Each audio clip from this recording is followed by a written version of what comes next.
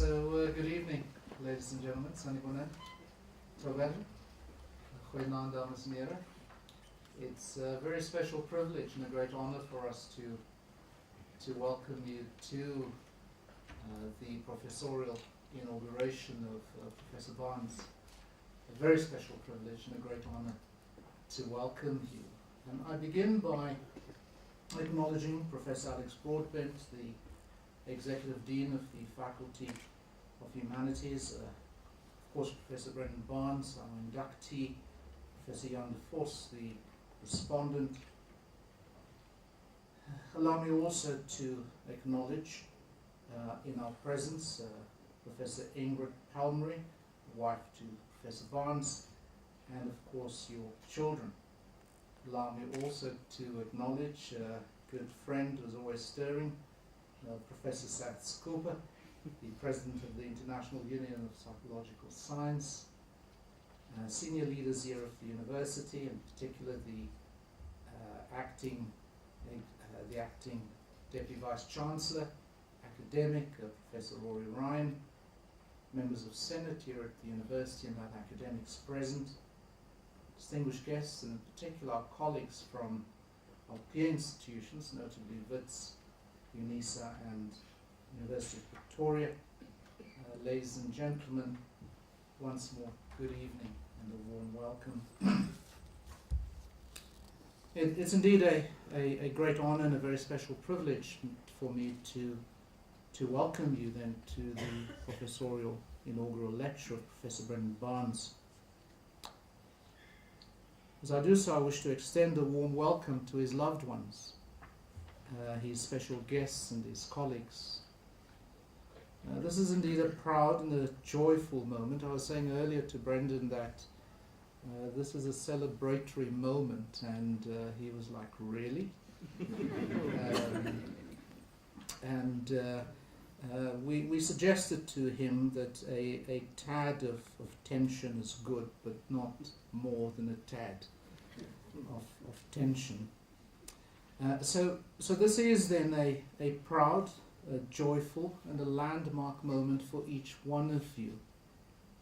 Of course for Professor Barnes and of course for us here at UJ, indeed in higher education in South Africa and beyond our borders. Inaugurations, many a time pompous and decadent, but hopefully mostly dignified and well-meaning, well-intentioned and unsullied, we're told date back to ancient Greece.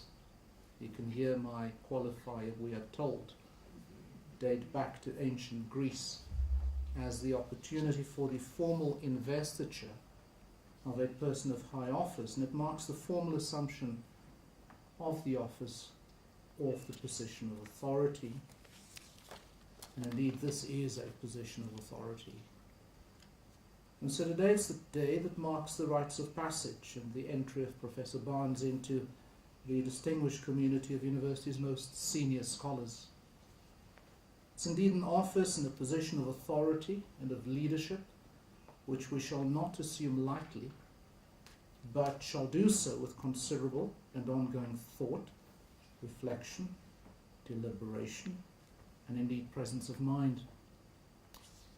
I'm reminded, of course, of a colleague of some of us not far from here at the Faulty Towers who also lays claim, cloudy skies or not, to being an intellectual of some standing. I'm sure you know who I'm referring to. But of course here we speak of something completely different, not the self-declared authority, but the authority that is recognized by peers as amongst the most senior leaders of that peer group. And so I remark that the professorial inauguration is as important to the incumbent and their loved ones and colleagues as it is to the university. I say this since the inaugural lecture is as much a reflection on the state of the contemporary and the intent of the contemporary university and how it measures up to Professor Barnes's inaugural lecture this evening on health behaviour and the psychologization of resistance, which we will learn about this evening. On these occasions, I often remark on and remind us of a certain Vartan Gregorian's hopefulness and controversy when he announced or argued that universities are not only repositories of past human endeavour, they are, and here's where the controversy lies in my mind, he says that they are instruments of civilization. He continues, they provide tools for learning, for understanding and progress, and that they are the wellspring of action, a source of self-renewal, of intellectual growth and of hope. And he concludes they are a medium of progress, of autonomy, of empowerment, of independence, and of self-determination. I guess as a critical scholar myself, it would be a mistake of mine to leave it there. And so I offer us Wernick's argument, and I suspect that those who are arguing for the fundamental transformation of the South African university, including disposing of executive managements and councils and replacing them with revolutionary workers and student councils, will probably agree with Wernick when he argues that the university has a contradictory relationship with its surrounding society.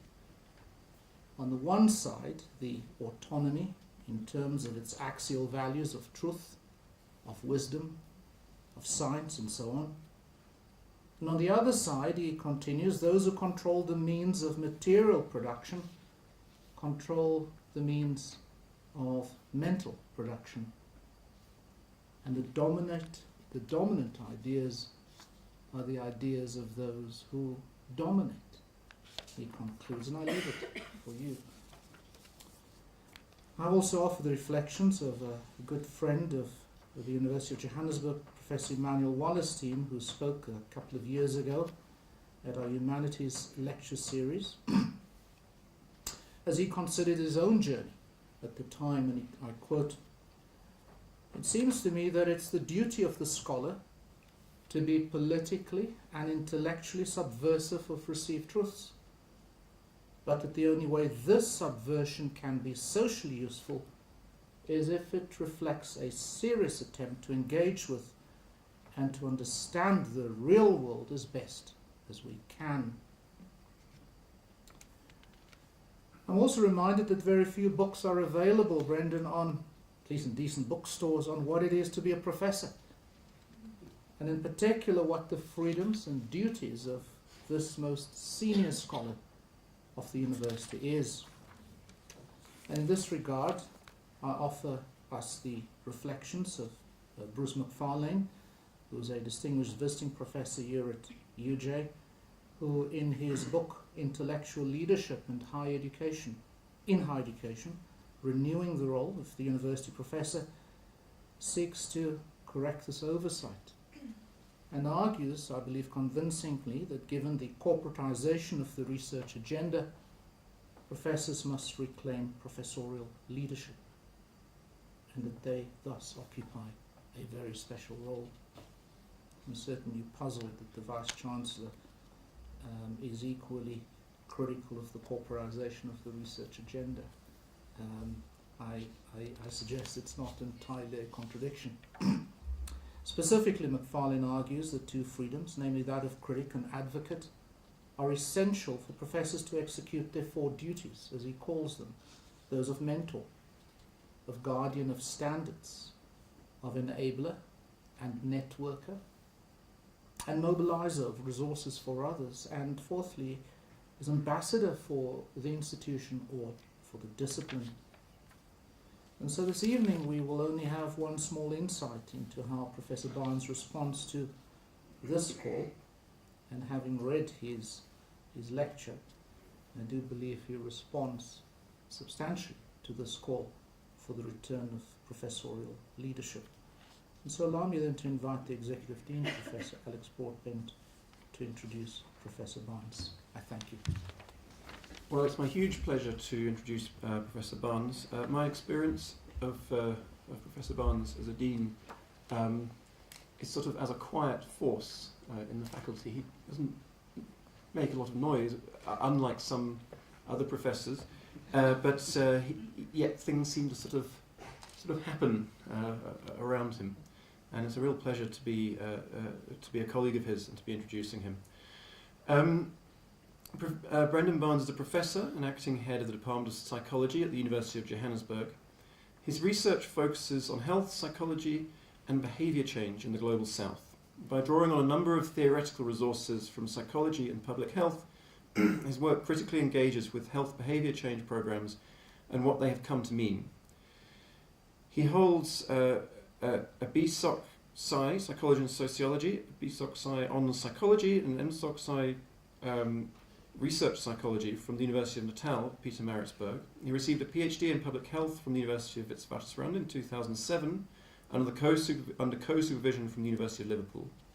After registering as a research psychologist, Barnes worked for the South African Medical Research Council for 8 years. In 2008, he joined the University of Witwatersrand as a senior lecturer, was promoted to associate professor in 2010, before seeing the light and joining the University of Johannesburg in 2014 as a full professor. He has also held the position of visiting fellow at the London South Bank University, UK, between 2010 and 2013. He's won several awards, including the Friedels Selschop Award at the University of Witwatersrand. Barnes is a National Research Foundation rated researcher and has published extensively in high-ranking journals. One of his articles was recently listed among the top 5 global resources in household air pollution studies. He's currently an associate editor of the South African Journal of Psychology and has served as lead guest editor for a number of journals, including the Journal of Health Communication. He currently serves as an external examiner for courses at the University of Witwatersrand, University of Namibia, and the University of Mauritius. Professor Barnes leads the Critical Health Studies thematic area in the Department of Psychology. And without any further ado, I invite Professor Barnes to give us his inaugural address. Thank you so much. Good evening, ladies and gentlemen. It's a real honour for me to be here today. Thank you, Mr. Vice-Chancellor, for those very insightful words. Thank you, Prof Broadbent, for the kind words. And there are many people I would like to thank, and if you indulge me just for a minute or two while I thank them. First of all, to UJ, to Baroness Moody and Ingrid Waldeck, thank you for putting on this amazing event. It really, I'm sure you agree, it's really quite something to have an event at UJ compared to some other institutions I know. Of course, first and foremost to my wife Ingrid and my 2 boys, Connor and Tyler, sitting over there. Thank you, your love and support mean the world to me. To my mother Bridget Barnes is sitting there in the background. Thanks for making the trip. To my 2 brothers, Tyron and Trevor, and their families, thank you so much for coming. To my aunts and uncles, again, came from a very long way off. Thank you. It's very rare, I don't think it's ever going to happen in my lifetime that I'll have colleagues from all 3 institutions that I've worked in the same room at the same time with me there. So we have, for example, Angela Matthew there, Prof Matthew, who was my very first boss and mentor at the Medical Research Council, and who's here. We've got Professor Maria Maketi Mercer from Wits University, who's also here, and for many years I worked with her and under her. We've got Trina Gooser here from UJ, so I'm really, really happy and proud to be here. Thank you too to my mother and father-in-law who are sitting there, who've also made a big trip, Lynette and Colin Mills, thank you so much. And to my friends, I've got friends who've been with me since my childhood, and current friends. To my students who are all here, thank you for coming. It's wonderful to be in the same environment with my past students, who some of them have probably overtaken me in terms of my thinking, but that's a good thing. And current students, so I'm really, really happy. I would also like to thank Jan de Vos for coming all the way from Belgium to spend a week with us here at the University of Johannesburg. It has been a real honor, and I've learned a hell of a lot this week by following you around and listening and engaging with you. Thank you for agreeing to be the respondent and for making the trip. So, without further ado, I'm going to start off with the lecture. And I'm going to start off with a fundamental idea in psychology. And hopefully I'm going to critique that idea. And the idea is that your thoughts, and in some cases your feelings, influence your behavior, which in turn influences your health. And that has become a major and pervasive thought in modern society. Every day, and I'm sure this morning, you probably thought similar things, or while you were presented with all that lovely food outside, you probably had an idea about what you should or shouldn't eat. And we encourage to eat better, to eat healthier, to exercise more, engage in safe sex, consume alcohol in moderation, which I struggle to do, get enough sleep, and so forth and so forth. Go for medical checkups. And this has become a dominant way of framing the way we think about society. In the global south, where this talk is located and where I've done much of my work, behavior change programs are often framed by discourses of development. So not only are individuals responsible for their own health, but in many instances we are asking individuals to do things like take up simple technologies.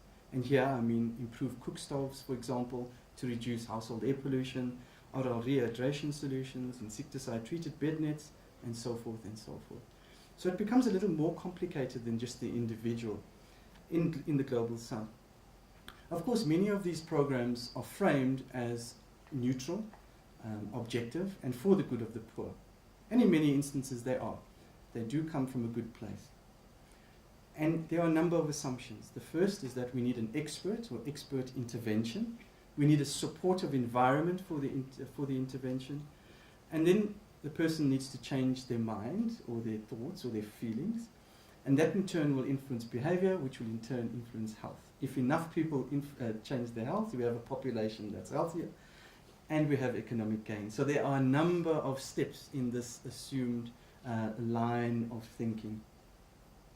And in many instances, we have interventions influencing even environmental sustainability, where all sorts of things come together. And here I use the term ripple effect. And funny enough, that was one of the projects that I spent a lot of time working on, where the idea was if we can change enough people's behaviors and thoughts, then we'll have a ripple effect in society, and hopefully people will then benefit in the long term.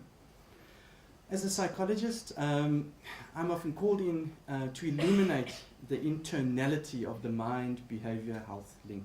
So my job really is to think about designing theoretically informed programs, because of course we are told that the more theory is involved, the better the outcomes are. To implement those programs and think of ways in which we can communicate our messages over to our intended beneficiaries. And of course in psychology to provide the scientific tools to measure this internality, the link between the mind, the behavior and the health. But over the years I've become quite circumspect, I've become quite, maybe disillusioned is the right word, with many of these programs and the place they hold in society. So I've become increasingly interested in not just doing behavior change, which I still do to some extent. I'm also not interested in only critiquing it and saying it's all bad, but studying what health behavior change programs, particularly in the global south, have come to mean. And one thing that's intrigued me is that despite the obvious problems with these, and I'll elaborate later of some of the problems, there's surprisingly little attention from academia paid to health behavior change critiques, particularly in the global south. And even less has been written about the role of psychology within that, because of course psychology is not the only discipline that engages with health behavior change interventions. So in this address I'm going to attempt to make three arguments. The first is that health behavior change is psychologized, even attempts to escape it. Now some of you might be thinking this man has lost his mind. Of course, people need to think differently and then change their behaviors. That's not the point I'm going to make. I'm going to show you how psychology as a broader idea plays a role in how we construct and think about health behavior change.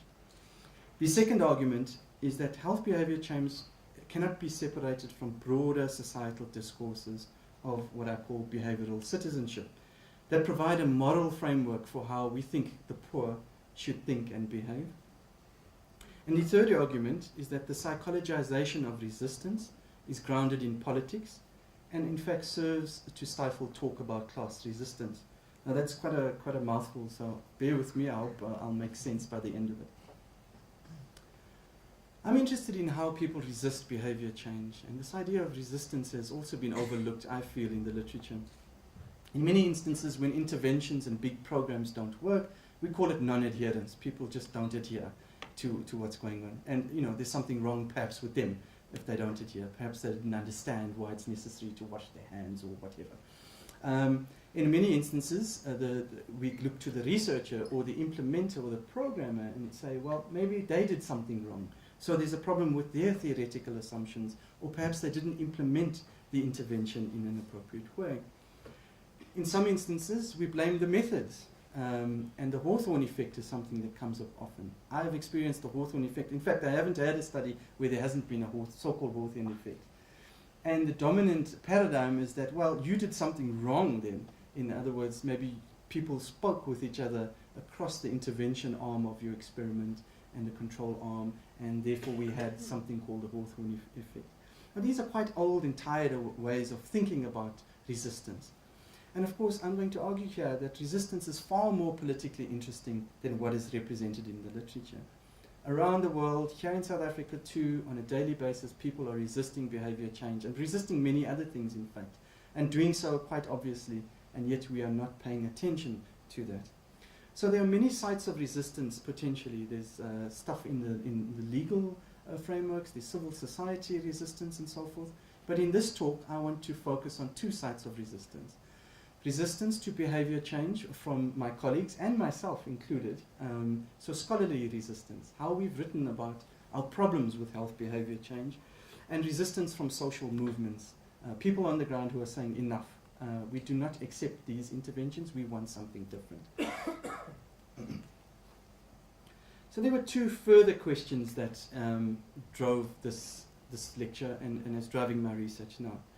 The first is, what does it mean to be critical?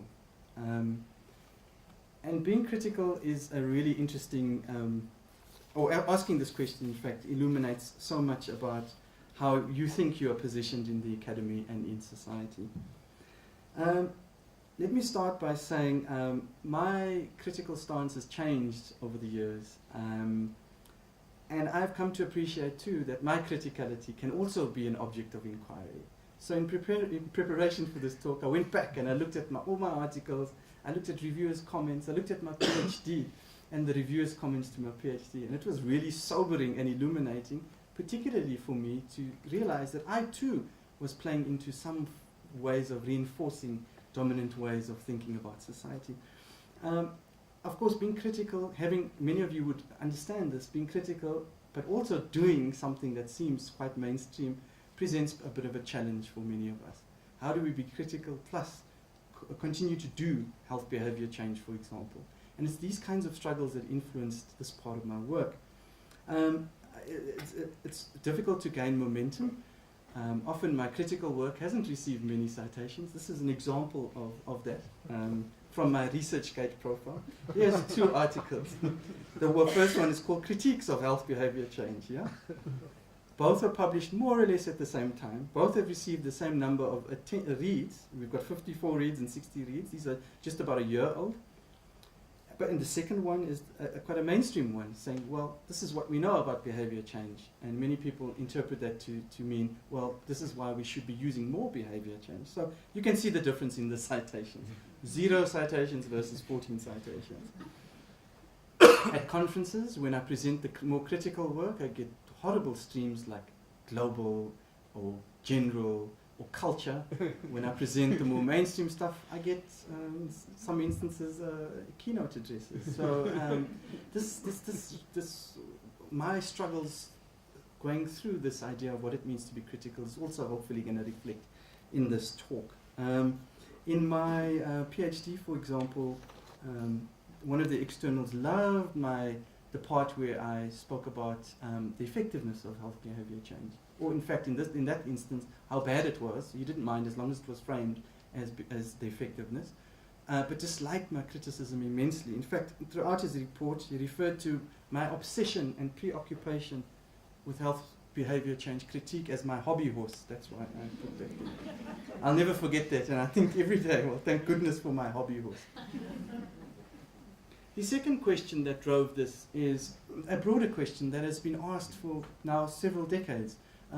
Has psychology unintentionally, and I'm letting psychology off the hook here a little bit, has psychology unintentionally done more harm than good in society? And I'm going to focus here again on my experiences of working in communities, doing behavior change, and at the same time communities protesting and telling us that we don't want behavior change. We need flush toilets, we need adequate sanitation, we need what everyone else has. Why are you coming here and telling us to wash our hands in this context? Yeah? And how is this idea of psychologization that has really been given lots of life by Jan de Vos's work in particular, implicated in this? How is psychology and psychologization, that I'll explain in a minute, implicated in this? Of course, within health psychology, where I base much of my work, there has been critique looking at the medicalization of psychology and asking the very same question: has health psychology done more harm than good? That critique is based in what's happening in medicine. So if something fails in medicine, and if health psychology supported that, therefore that's the critique, that we cannot separate medicine and psychology. But I actually wish to extend this and say that it's psychologization and the role of psychology in society that may be more important in our context than simple medicalization. So in this talk I'm going to draw on a number of theoretical resources, so please bear with me. I'll spend a minute talking about it. I hope not to. I know this week we've been inundated with theory, and Jan's talk, the talks have been great in that respect, but I just wanted to point out that there are a number of ways of framing this particular issue. But the first set of theoretical resources I'm going to draw is about psychologization and its critiques. And here I quote Jan from 2011, where he refers to psychologization as psychological vocabulary and psychological explanatory schemes entering fields which are not supposed to belong to the traditional and practical terrains of psychology.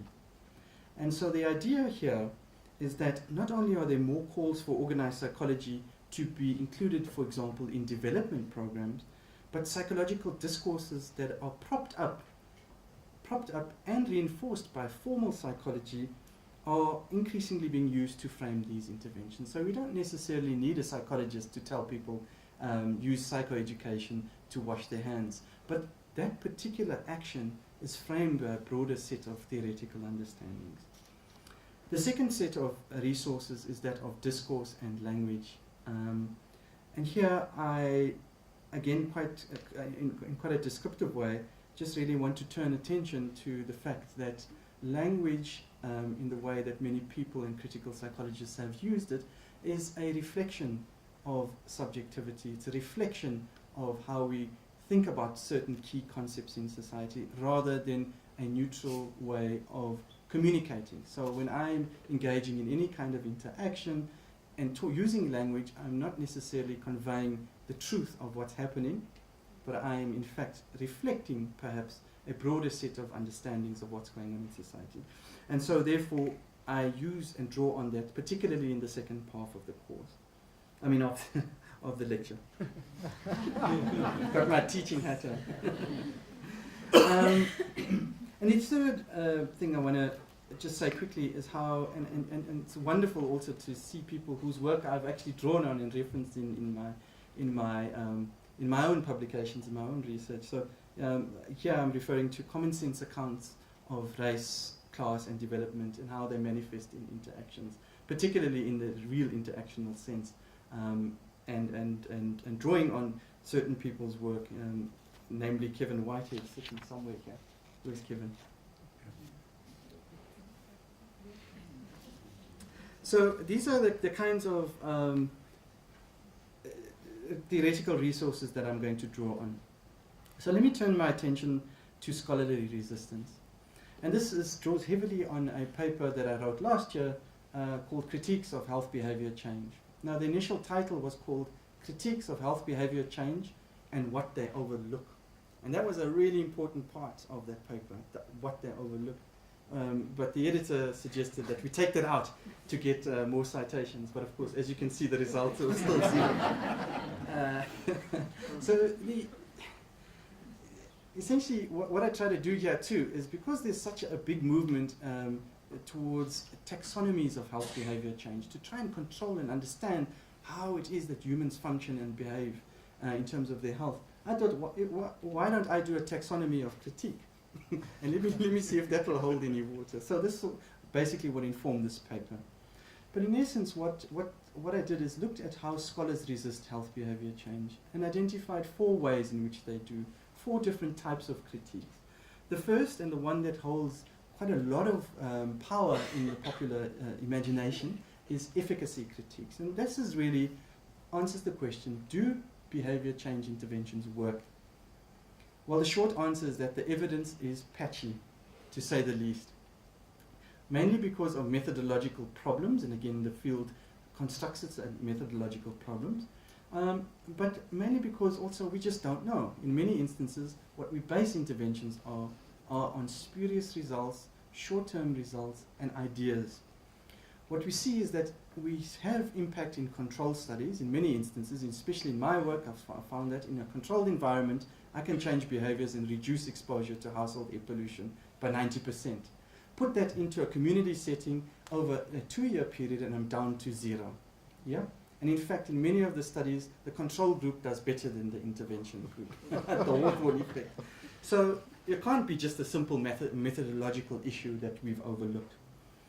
And in fact, some of the meta-analyses and systematic reviews have showed in the areas that I work in that 3 to 4 out of every 100 studies show impact.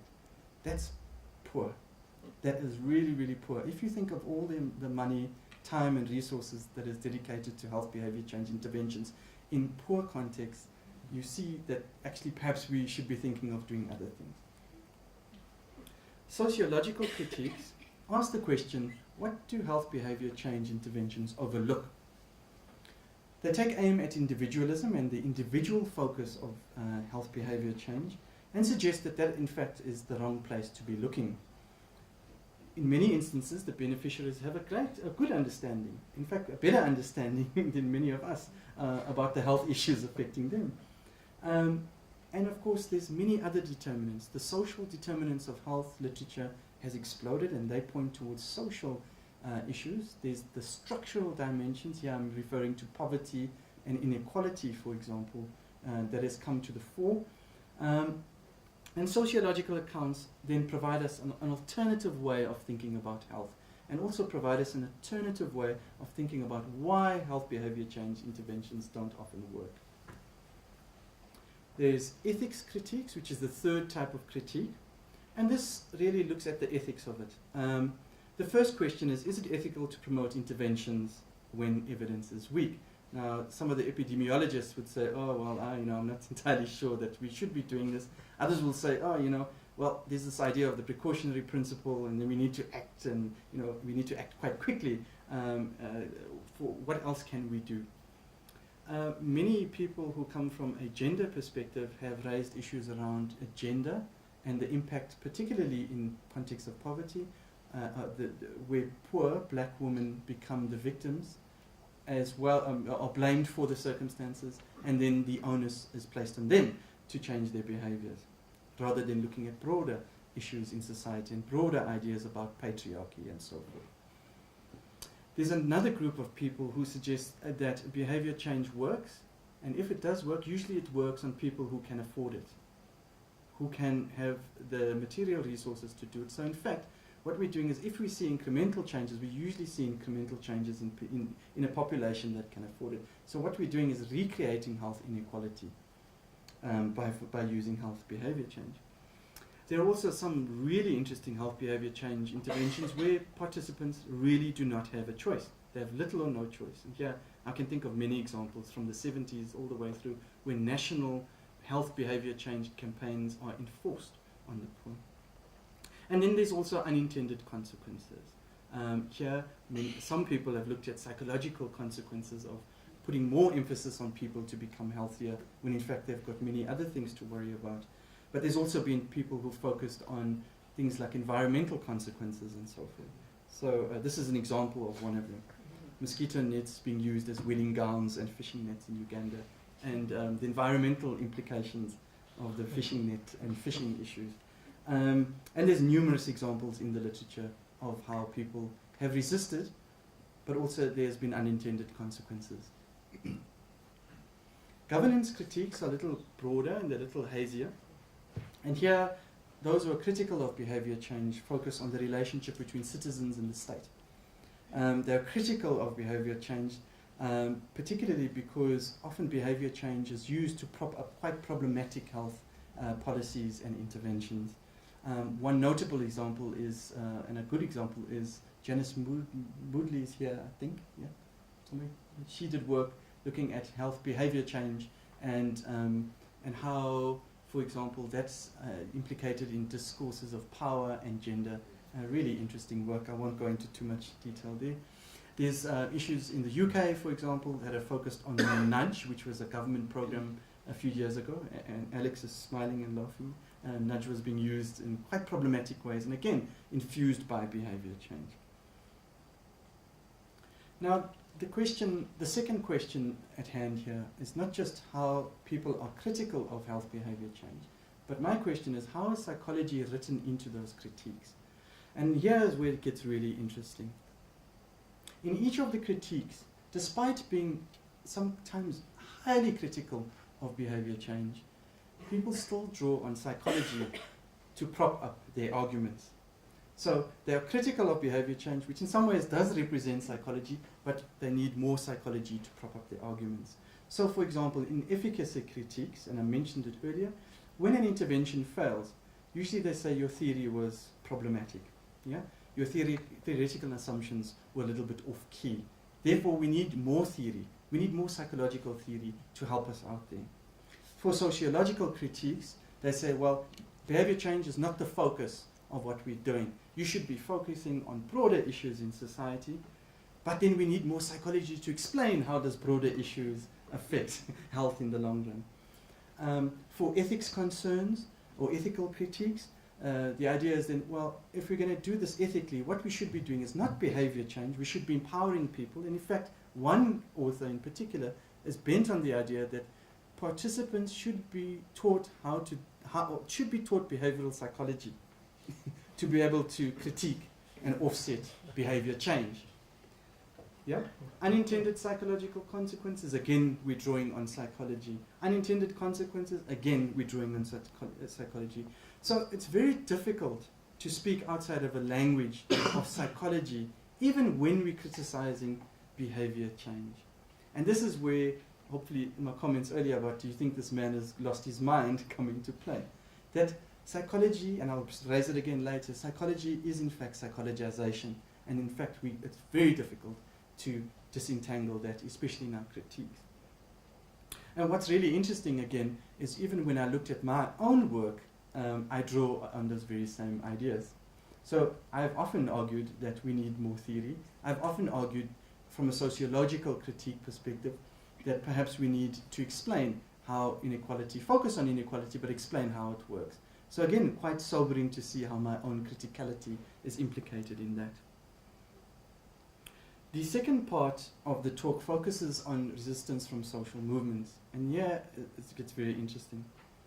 In the literature, resistance, particularly in social movements and psychology, is a notable absence. Many examples exist of health and social movements that aim to unsettle our dominant ideologies about health, and specifically to resist behavior change or behavior-infused programs in favor of calls for health and human rights. And increasingly, protests take on an embodied form, for example, naked protests. Daily we have naked protests in South Africa, and if you just have to look at the comments, those horrible comments underneath, you'll get a sense of what I'm talking about, how people react to those in quite difficult ways, and I'll show you again here. But also how psychology is implicated in that reaction. But in any case, protests take on an embodied form, mainly to highlight the indignity of the poor. And of course, like I said earlier, very little theoretical reflection, particularly on how the poor, particularly social movements independent of party politics, resist those programs. So what I'm going to do very briefly is just introduce, and I'm going to show you a 3-minute video clip from a televised debate, and the program is called The Big Debate. And the program focused on prepaid water meters and portable flush toilets in the city of Cape Town. Many of you would recognize this issue, the so-called poo protest. Prepaid water meters and portable flush toilets have a long history and have been the source of much agitation from many people, including academics, but particularly from people from the ground up. In 2008, I was also involved in some activism around that to resist them in the city of Joburg, and particularly with my psychology hat on, saying, you know, come on, we can't be doing this. But in any case, what happened is that the city decided to go ahead and initiate these in low-income areas. The justification from the city is that there's a need to conserve water. And, you know, in other words, the poor are to blame for the water shortages, which is bizarre. Many of the city of Cape Town's low-income settlements are built on ground that can't accommodate permanent flush sanitation because of high water tables. It's difficult to plan infrastructure, they argue, because of high levels of urbanization and migration. And that the city is doing the best under very difficult circumstances as an interim solution to the issue. The resistance was, well, actually, we all have a right to flush toilets and clean water. That these programs are racist. Rich white residents are spared from the scourge of prepaid water meters. Just incidentally, going back to 2008, one of the behaviour change campaigns actually went door to door to tell people how many times to use the toilet to conserve water. It was absolutely bizarre. And I just imagine someone coming to my own house and asking me and telling me actually that you're going to use the toilet twice a day or once a day and you're going to flush. So, you know, notwithstanding important criticisms around water conservation. Anyway, back to the lecture. That the wrong segment of society is actually being targeted. So, you know, there's agriculture, there's big business and so forth. They remain untouched. And of course the burden falls on poor black women again, who, when their water is cut off, need to go and find water from elsewhere. The portable flush toilets are the same issue. But importantly, from the resistance perspective, that the health and economic gains will be greater with proper flush toilets and sufficient water. Now, of course, this elicited a lot of protest. Some of the protesters, under the banner of the Siskona People's Rights Movement, went to the many public areas, but the most famous of which was Cape Town International Airport, and threw feces down in the airport. So what I'm going to do is just show you the debate. And what I want you to think about while you are watching the debate is, again, how psychological discourse is used in there, and perhaps even how psychology, that discourse is used to stifle class-based talk. So here we go.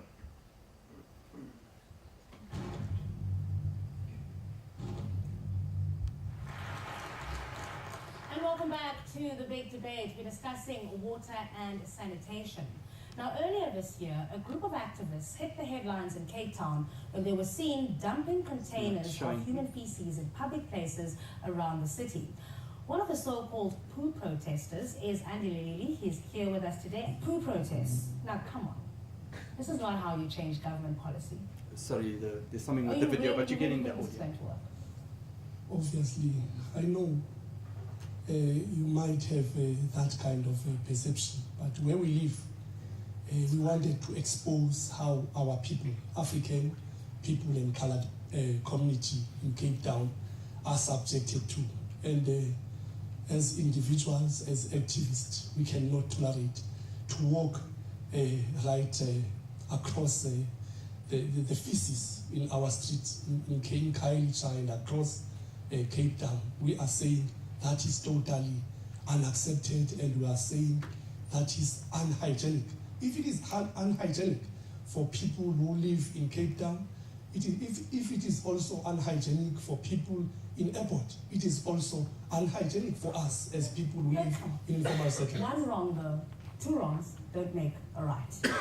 I think it's a criminal activity. We wanted to expose this to the authorities, that our people are living with feces for 24 hours, and it can never be. If you wanted to expose this to the authorities, why go to the airport? Go to them. Yes, we went to legislature, and later on we went to airports to expose not only here in Cape Town, but internationally. It must be known that our people here are treated so badly by a racist government. But you're playing politics. No. You're playing politics. Let's be fair. There are other municipalities run by the ANC all over the country. You could have gone to the Northwest, you could have gone to the Eastern Cape, KZN, bucket systems there, right? Will you tell us that the poo protests are going to move into ANC municipalities as well? No, I don't think we are playing any politics. I live in those informal settlements, so I don't play any politics. In fact, for instance, now I'm just a suspended member of the ANC, so you cannot say I'm playing politics, whereas I'm talking to the issues affecting the black people in Cape Town. Show of hands from everybody in the audience. How many of you think that the so-called poo protests are justified? Put up your hand. About 70% put up their hand. Interesting. Interesting. That's a lot of people, Ernest. I think the point that you've made, that this is not just only in Cape Town, and in actual fact, in a lot of other cities, it's even worse. But one must understand also, and I'm putting it to Andile, that his first suspension was not because of the protest, but his first suspension was of other charges, where the city actually took a decision to ask the provincial minister to remove him from council. So, in actual fact, his protest was having a second bite at the cherry of becoming or remaining a councillor and trying to get communities to show the ANC that is that community support. Because subsequently, when the 8 members that was with him was identified, the poo protest then subsided. So again, just apologies for the video. Despite probably 20 runs earlier, this is the time which fails. But nonetheless, I think you got the gist, you got the idea from the audio. The visual stuff would have shown you some of the actions and so forth, but nonetheless, the point is quite clear, that it was really difficult for the speaker, Andile Lili, to position himself as both an activist and an individual outside of party politics. The resistance comes in a number of guises, but the issue there is that he finds it really, really difficult. He stumbles over his words, he battles to express himself, and the constant pointing out to motives and political intentions and criminal acts and not expressing his grievances in an appropriate way draws on a kind of way of thinking of psychology or psychologization that really does serve to offset some of his talk, to position himself outside of that. It also speaks to this idea that there are certain ways in which we have to behave, that not only that we behave in terms of being intended beneficiaries of so-called behavior change programs, but also there's an appropriate way to behave when we resist them. And Andile Lili and his so-called poo protesters violated that. And so it became very difficult to be able to speak out against that. It also fits in with this idea of a rights and responsibility discourse that's so prevalent in our society. I noted my 10-year-old son homework the other day. He said you have a right to adequate health care, but you've got a responsibility to look after your health.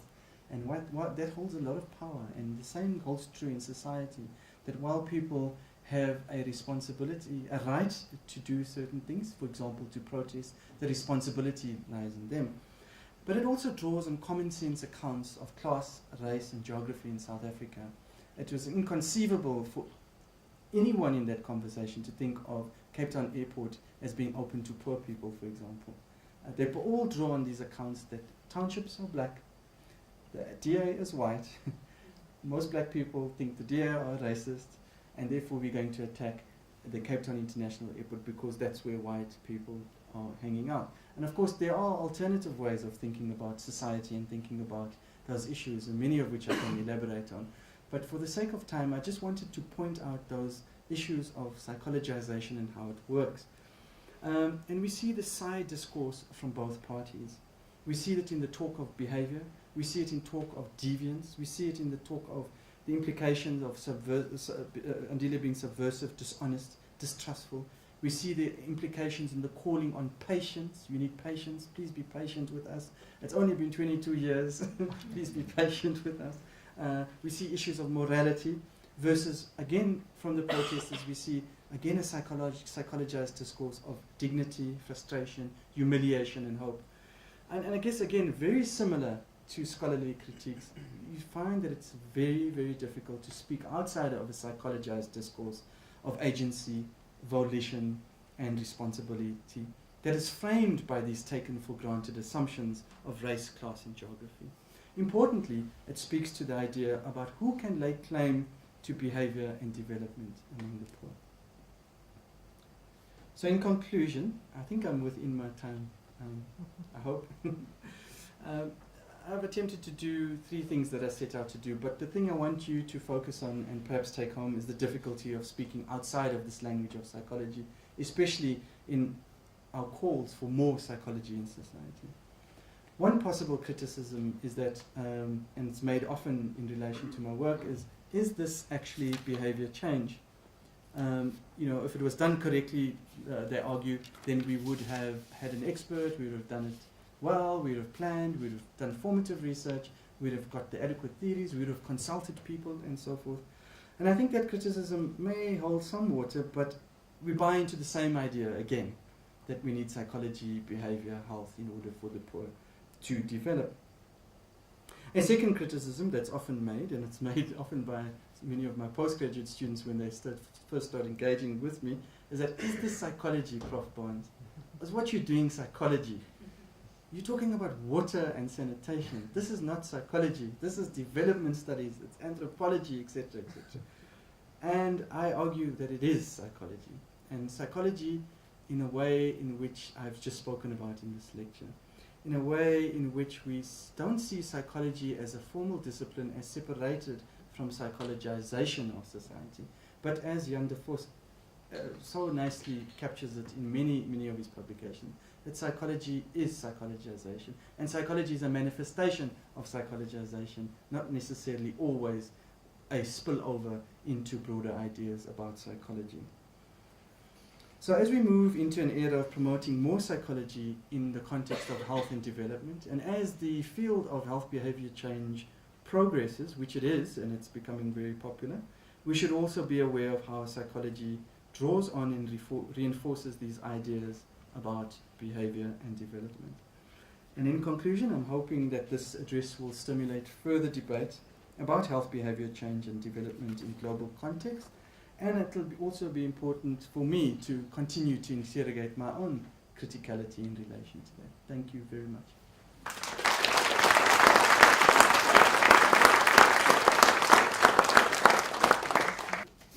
Now, at the risk of exposing the crown, Professor Barnes sent me an email with some protocolary guidelines. And I want to say something about them. And I'm sure that I'm not the first to do so. After all, I think this is what we do. I mean, we scholars in the humanities, we look at texts, we make them explicit, and we try to understand them. So let me cite the protocol. The role of the respondent will be only to endorse and not to debate. And the respondent will get a time slot of 5 to 7 minutes. So I could say, well done, Professor Barnes, and I would not need the 5 or 7 minutes. And Professor Barnes could get his gown, and we all could have the drink we are thirsting for. Yes, but no. Protocol is protocol, and I guess you have to sit out those 7 minutes. So 7 minutes, because I'm going to need them all. If I'm going to endorse Professor Barnes, I will do it properly. But to get back to the protocol, perhaps you are wondering, together with me, who wrote those lines? The role of the respondent will be only to endorse and not to debate. It makes one wonder, have there been incidents before of respondents starting a debate? Imagine that. So, and of course now you're all awaiting the appropriate critical remark, which would run like this, is not contrary to the protocol. The proper and best way to endorse someone, to enter the debate and to offer a critique. But I'm not sure. because there it becomes tricky. Because as Professor Barnes has come to show, critique has its dark side. It always risks to confirm and reproduce what it's being critiquing. So I hope you agree it's not me as such who is opening a debate, it's Professor Barnes himself. So think about this. His most salient remark on the critiques of psychologization in health behavior change programs. The question is, as he actually beautifully remarks, how has psychology been written into those critiques?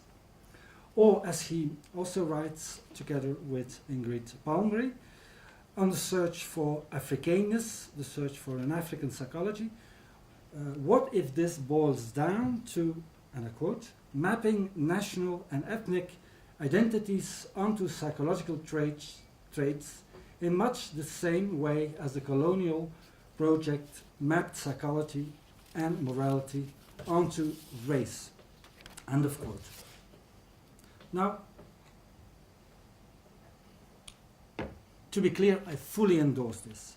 So if the person in charge of the protocol is present here, and I think she was or she is, and perhaps would be sensing that I'm about to open a debate, I'm not.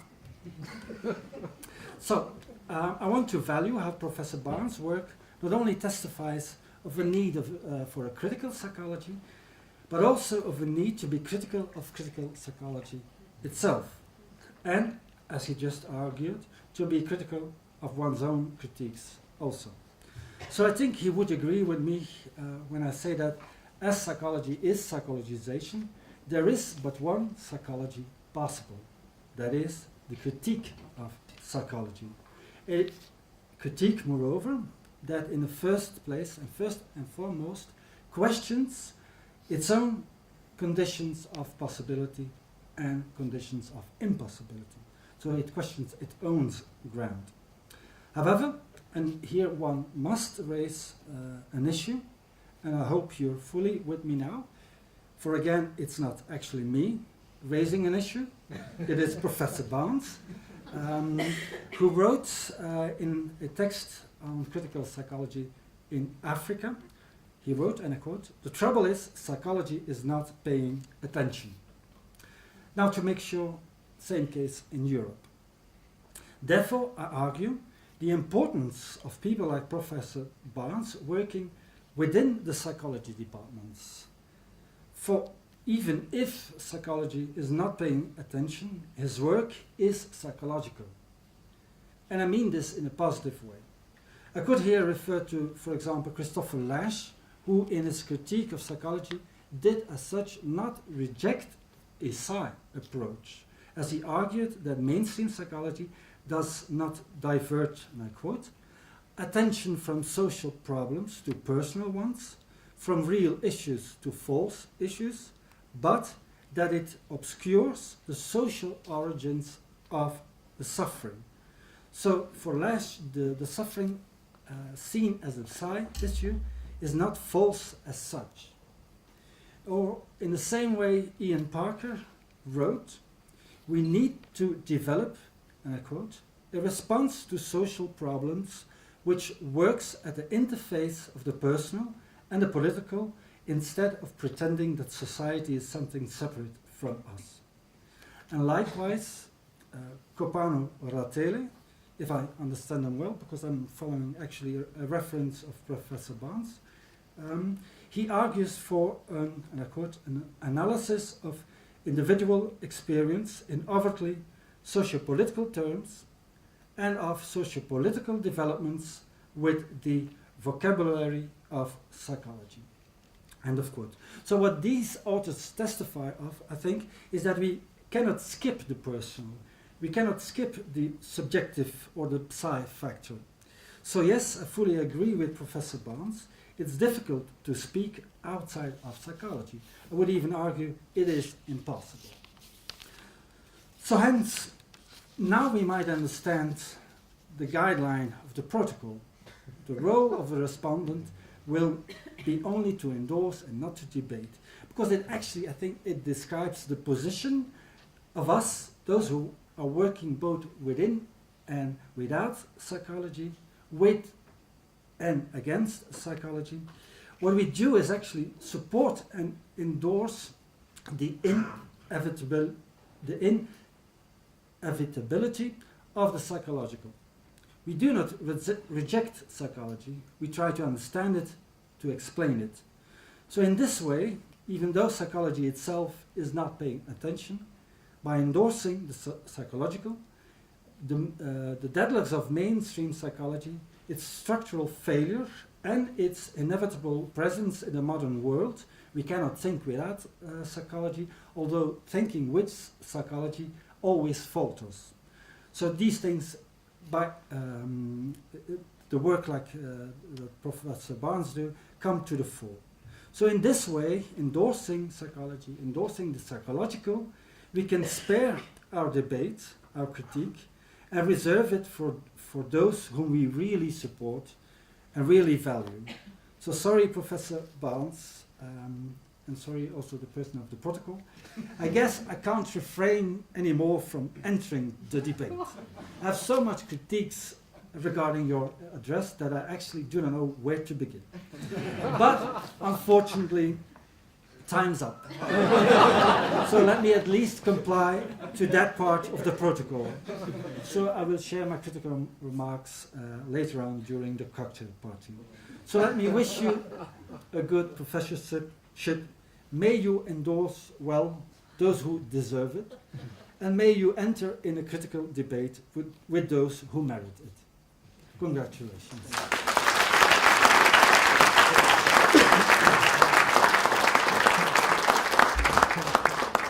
So all I wish to say is that, or to offer, as I was listening very closely to Brendon,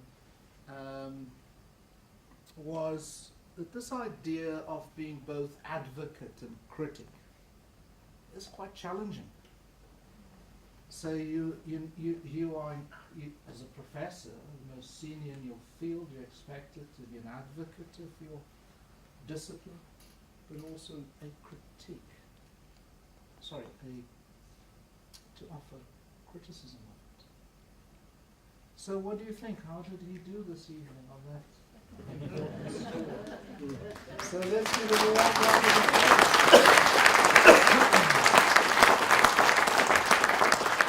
I think this evening you've done exceptionally well in front of both peers and family and loved ones. And I think that we all should be proud of how you've embraced this challenge of being the most senior scholar in your field, of being both advocate and critic simultaneously. And we wish you very well in the journey that lies ahead. And we know that you will do exceptional things, and that you will make yourself, but also all of us, proud in the decades that lie ahead. Can I therefore invite the Dean and Prof to assist us in doing the other part of the official debate.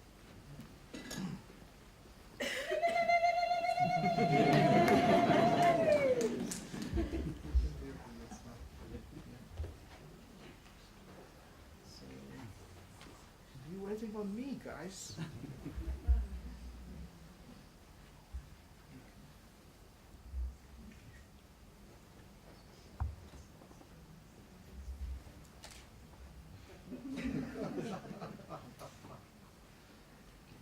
Need a bigger one.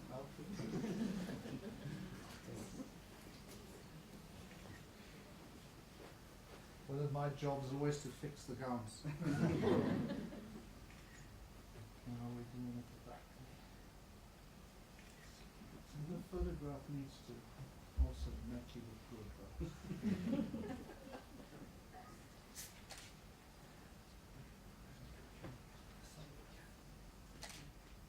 there we go.